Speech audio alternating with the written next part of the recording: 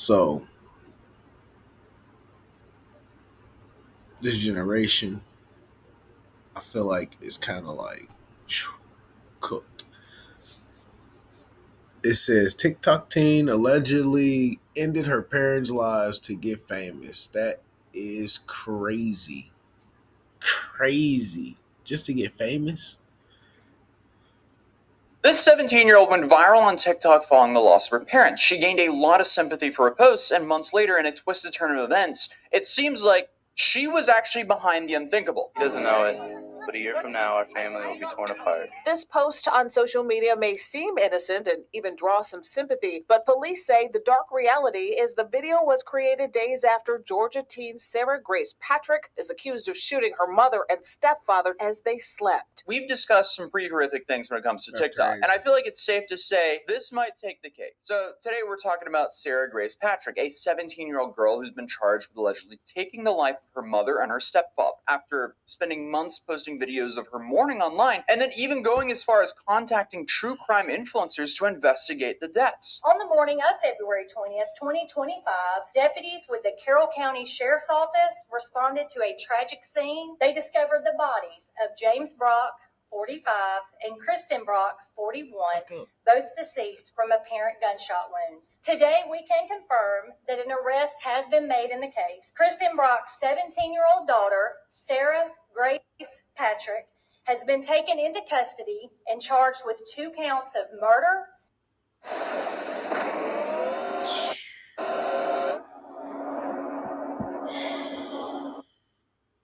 and 2 counts of... See, that's what y'all realize when y'all stay on social media all the time. That's giving the and then when y'all do something illegal, that's giving the police like all the evidence they need to build a case up on you. Especially when you go back to social media talking about what you did.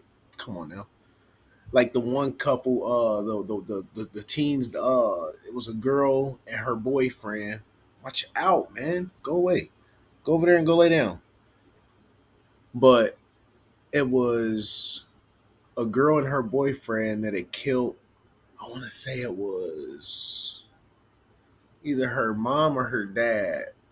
I think it was her dad. I can't remember, but I think it was something to do with the dad not wanting her to date the boy or something like that. You know, like it's sad that when y'all have kids, y'all got to worry about how is this kid going to turn out when they get older. And then for the ones who's adopting kids, you never know what type of kids you're going to be adopting and what type of genes they got. They might come out with some Ted Bundy type of genes. You know what I'm saying? Like, you never know. And now you dead in your sleep type stuff. You know what I'm saying? Like, all because you told this kid that he couldn't get the latest video game or the latest cell phone. Like, you know what I'm saying? It's crazy. It's so crazy. All because you told your kid no. All because this kid down the street got it and he don't. Now he mad at you and he gon' oh my God. This generation. Aggravated assault. If she's actually found guilty here, this might be the most outrageous attention-seeking behavior that I've ever covered here on this channel. But the story starts the night of February 20th, 2025, in a quiet Carroll country home. 41-year-old Kristen Brock and 45-year-old James Brock had their lives tragically taken while they were sleeping. And to make things worse, it was their 5-year-old daughter who found them the next morning. Then the person who called 911 was none other than 16-year-old at the time, Sarah Grace Patrick. And right after this happened, she started uploading TikToks, videos of her crying, writing captions like, "Please send prayers and healing," and "She should be here," and "So should he." Honestly, just the exact stuff someone grieving would post on social media. Then on top of that, she also posted...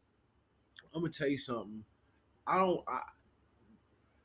My grandma just passed away. Another one, my dad's mom, and my dad also passed away.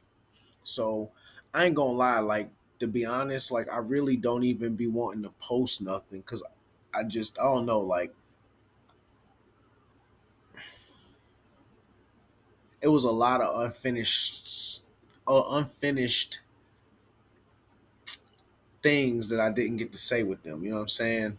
Like, I'm not a big person on emotions, so you ain't gonna see me crying or nothing. But it just, damn, it's just crazy. You know what I'm saying? When I sit down, I be thinking about it. Like I could have,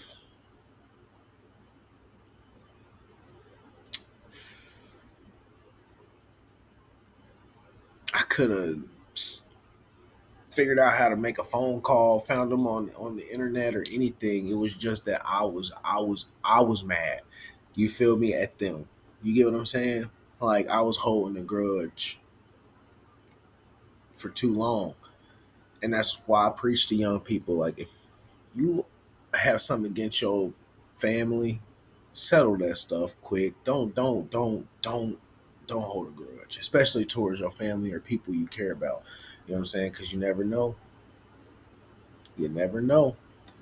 Collages of her parents, wrote about feeling so homesick, and shared how it was hard to move on. And another caption reads, "They don't know it yet, but a year from now, me and my 5-year-old sister would find them gone in our home, and they won't get to watch me graduate high school. See me walk down the aisle and couldn't even say goodbye." If she really did it, that video of her crying like that is actually psychotic. As of today, her account has been removed by TikTok, but pre-arrest, as you can see, she was really milking the attention from this story. But the part of the story that really sickens me is the fact that she gave this like tearful eulogy at her mother's funeral. Like, how do you go through with that after what you allegedly did? Like, this wasn't just some personal grieving. She was actively shaping a narrative online when no one even suspected her. But apparently, to further shape this narrative, she reached out to a true crime TikTok account called Allegedly Reportedly and asked them to cover the case. Why would you ask me to cover a case where you are going to get arrested for taking your parents' lives? Y'all, this is Sarah Grace, and she messaged me back on June 3rd and just said, search up Brock case.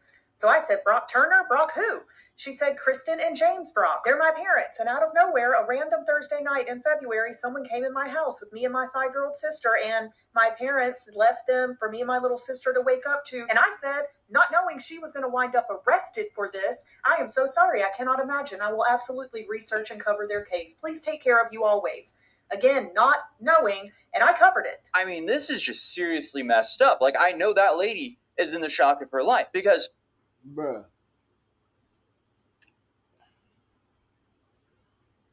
she was feeling. I feel like she was so desperate for attention and fame. She was willing to go get it from anywhere. She just went about it the wrong way. Because now this girl is locked up, and all that fame and all that ain't even gonna matter. They gonna make a movie about this little bitch, and then guess what? She ain't gonna see none of the benefits, no money, no nothing. That's it. what even is this? Like, imagine being this true crime enthusiast covering the case. She's trending on social media right now, but she ain't reaping none of the benefits. Just imagine that. Just imagine not reaping the benefits. You just did all this just so you could become. Well, I guess she got what she wanted. She never said she wanted to be rich. She said she wanted to be famous. So she got what she wanted. She famous, but for the wrong reason. Just to find out the poor girl who messaged you about her parents passing away was the one who allegedly did it. But apparently this false narrative may have become too much for her, because on July 8th, Sarah Grace Patrick, after months of attention seeking and faking every emotion that left her body, turned herself into authorities after being made aware of active warrants against her.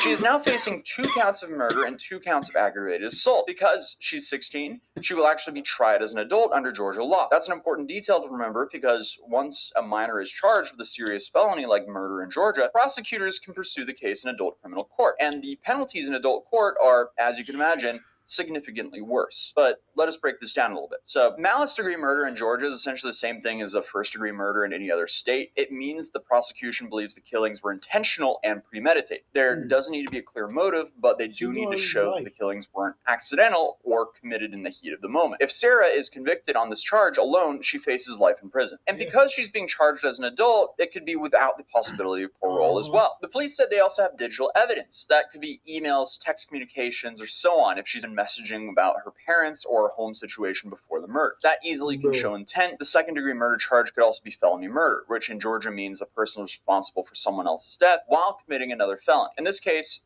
possibly aggravated assault. Even if the jury somehow believes that she didn't plan the killings, the felony murder charge can still lead to a life sentence just based on her participation in a violent crime that resulted in a death. Aggravated assault is a felony charge involving an attack with the intent to take life, especially if a weapon is used. So, since a firearm was involved and both victims were asleep, these assault charges aren't just minor add-ons. Each count carries a potential sentence of up to 20 years in prison, and judges in Georgia can stack these sentences, meaning those years would be added on to addition of a potential life sentence. So, what does all this mean? Well, if convicted of even one of the murder charges, Sarah Grace Patrick could spend the rest of her life behind bars. No parole, no early release, no TikTok sympathy. If the court hands down consecutive sentences for the aggravated assaults, that time would be added on top of the life sentence, effectively locking her away forever. I mean, it's hard to, add to the life, but I mean, hey, it is what it is, I guess. But investigators, they say the case is far from simple. The Carroll County Communications Director, Ashley Hudson, said, "We don't know what goes through the mind of a child who wants to harm their parents." She's 17, she's kind of been out on her own, she's lived with different family members and moved all over the place. Apparently, they're not ruling out the possibility that more people could be involved, but they're clear on one thing: they believe that she pulled the trigger. The pursuit of justice does not end today, however. It is very possible, because this remains an open and ongoing investigation, that more arrests and charges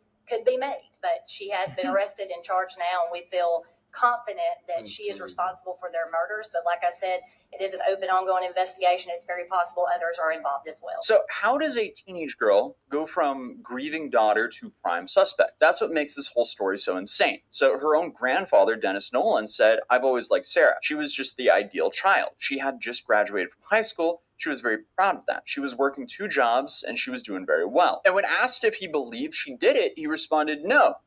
The best way they could tell me was the evidence says that she's the only one who could have possibly done it. That says to me there's no real evidence that says she did do it. But that doesn't explain everything. Sarah reportedly told family friend Kelly Brown that she didn't hear anything that night, except for one sound. She did hear James's LVAD machine, which is a heart machine that kept his heart pumping. She did hear that alarm going off throughout the night. In a TikTok comment, Sarah added that she heard it for about 10 to 20 minutes before going to bed, but brushed it off as background noise. And another noteworthy thing to mention is on the day she handed herself in, she was accompanied by her biological father. So you could just imagine the thoughts running through this guy's head, knowing that there's a possibility that his daughter ended the life of her own mother and, of course, her partner. So let's stop and think about this for a second. Like, if she really did it, if she really took the lives while they were sleeping, and then...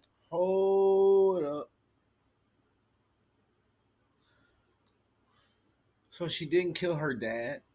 So she took the life. So the guy that so it was her mom and her mom's boyfriend or husband, but it wasn't her dad, like biological father. Hmm.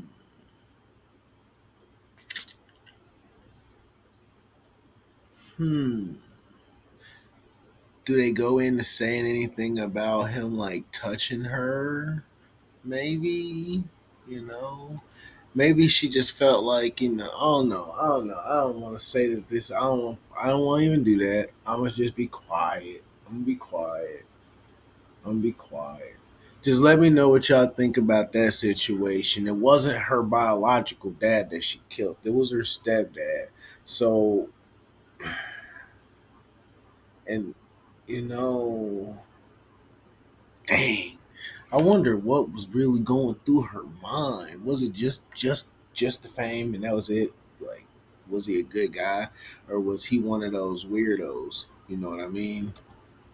then left her 5-year-old sister at that house, allowed her to find the bodies of her own parents, and then called 911 pretending to discover them too, then went to TikTok for sympathy, played on the attention she received, and posted consistently for months after. This just raises one of the darkest questions. Was this nightmare nothing more than like a desperate cry for attention. Could she have committed this crime to launch some extremely disgusting, calculated campaign to get sympathy and internet fame? Like the messages, the eulogy, the posts, the influencer outreach. It just doesn't feel like grief. It feels like the building blocks of an extremely messed up online brand. And obviously, as this case heads to trial, we'll likely learn way more about what the police found. But for now, we're left with one of the most chilling possibilities of all. That a teenager may have ended the lives of her parents, just become this like main character in a morbid sob story. But this will definitely be a long investigation and trial, so we'll see how this ends up playing out. But in a less serious case, this guy is being sued for potentially millions of dollars by In-N-Out for a prank. And it is just an absolutely wild story. I would recommend checking out here. If you're new here, feel free to subscribe, drop a like on this video, and I'll see you guys in the next one. Peace. All right. Let me know what y'all think about the video down in the comments below. Like and subscribe. Yeah. Stay blessed. Have a good day.